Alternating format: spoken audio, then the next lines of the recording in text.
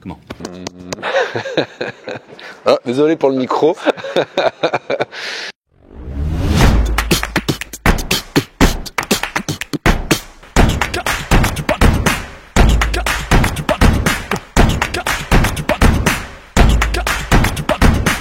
Et bah écoute, moi je suis à l'origine de Spootysoft, startup qui est incubée à Station F, le projet a démarré en idéation en novembre 2019. Il est rentré en phase de production décembre, donc ça allait assez vite en fait. Je suis rentré à Station F à travers un programme spécifique, c'est-à-dire que dans Station F il y a le programme Founders et le programme Fighters. Et du coup je suis rentré avec un autre projet précédent, c'est pas fait, mais qui a duré un certain temps, qui s'appelait MacGames. MacGames c'était un projet assez ambitieux je pense pour un premier projet. Il s'agissait en fait d'intégrer la réalité virtuelle dans les laser tags, plus communément appelés les laser games. Et donc il y avait une vraie problématique technique derrière. Il faut adapter le tracking existant de certaines technologies de casque pour les rendre beaucoup plus versatiles et aller à l'échelle d'un bâtiment, quoi. Donc c'était en tout cas le modèle qui nous paraissait à l'époque, valider la démocratisation de la réalité virtuelle et redonner un souffle nouveau à ce loisir indoor en particulier. Il s'agit toujours de réalité virtuelle. Parce que c'est passionnant, on va dire la hype, l'engouement autour de la réalité virtuelle est un peu passé.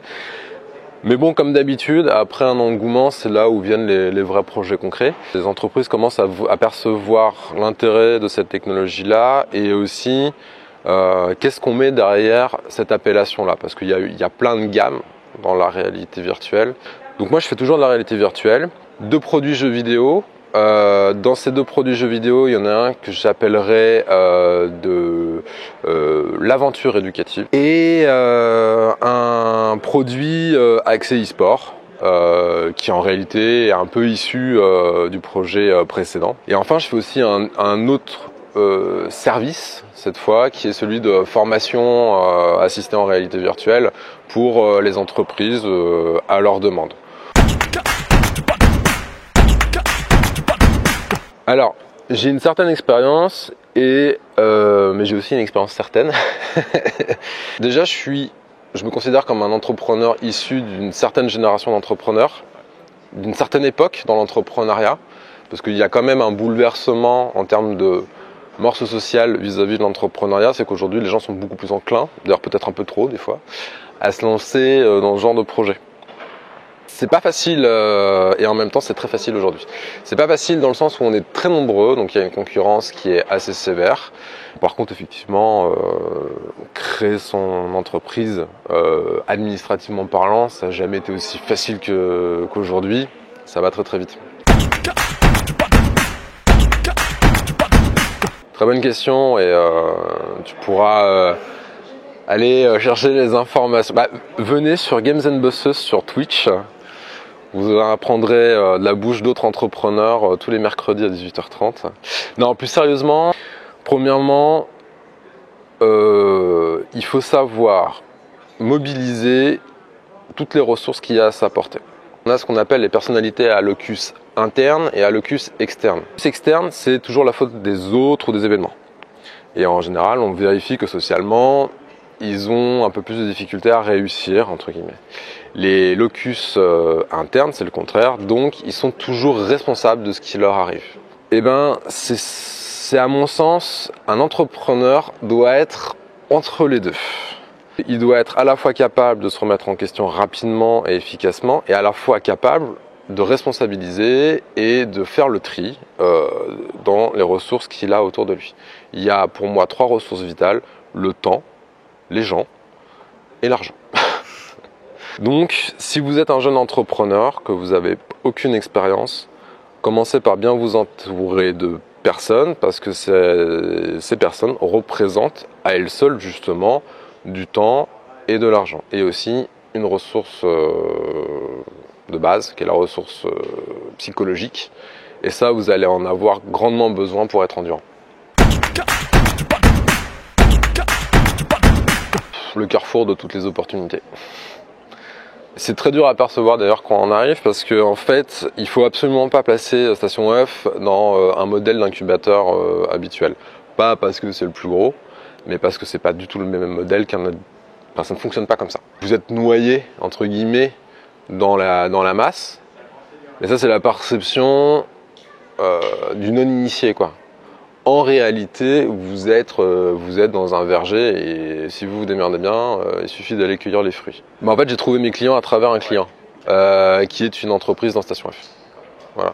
Je me suis retrouvé avec des opportunités alors que je passais mon temps à aller chercher ailleurs, à l'extérieur. Et c'était un peu une erreur, mais c'est très difficile de percevoir ça quand on n'est pas quand on arrive, quoi. Alors le programme Fighters, pour le dire, c'est un programme qui rend gratuit une année de Founders pour des gens qui ont un parcours avec historiquement de la souffrance. Voilà.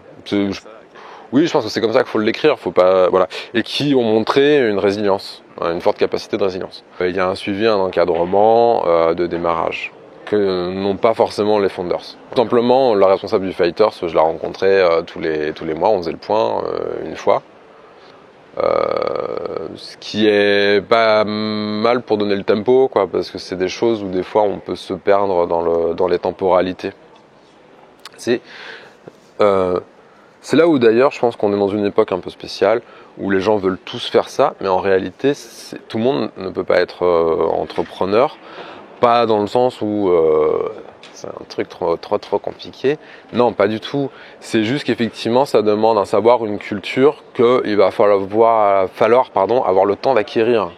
Et, le temps, c'est une ressource, voilà, c'est la ressource la plus compliquée à maîtriser aujourd'hui, de très loin, donc je t'apprends rien. Il n'y a pas de défaut à Station F, il n'y a pas de défaut. C'est l'endroit où il faut être. Si vous n'êtes pas à Station F, vous n'existez pas.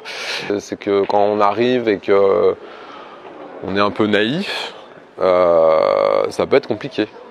Voilà. Si, c'est à Paris.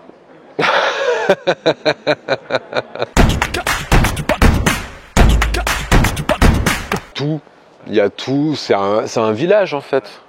Donc t'as les gens qui vont pique-niquer dans leur coin, et puis t'as les grincheux au pas de leur porte. C'est un village. C'est non, il y a tout. Mais c'est ça qui fait que d'ailleurs ça a beaucoup de charme, et c'est très agréable, parce qu'au final, quand t'es dans un petit incubateur, si à un moment donné tu te sens pas bien, y a un repliement sur soi qui peut être inconfortable pour tout le monde. Là, ici, non. Tu veux faire ton ermite pendant 15 jours, tout le monde te fout la paix, il n'y a pas de problème. Et à côté de ça, tu es en mode, dans un moment de ton projet où tu as besoin de sociabiliser, etc. C'est génial pour ça aussi, quoi. Bon, les gens, quand tu es entrepreneur, tu n'as pas de thunes. Tu es là pour en avoir. Et donc, tu n'as pas le temps pour tout, quoi. Donc, effectivement, tu as l'air concentré, tu as l'air focus. Donc ça peut donner l'impression d'être en compétition, mais c'est la même chose que quand tu fais des études et que tu cherches une certaine excellence. Ouais, pour bien se mettre. Déjà, pour se faire une idée de la VR sur Oculus Quest, Vador Immortal, c'est très sympa. Il est très bien réalisé, il est vraiment bien. Mouse, je crois. Mouse, pardon. C'est un jeu, un platformer en VR quand même. C'est particulier de faire un platformer qui est magnifique, ultra bien réalisé. C'est une petite souris, donc c'est franchement c'est Playmobil mais en vivant, quoi. Donc c'est génial. Et puis après il y a les classiques, Beat Saber, voilà, c'est bien.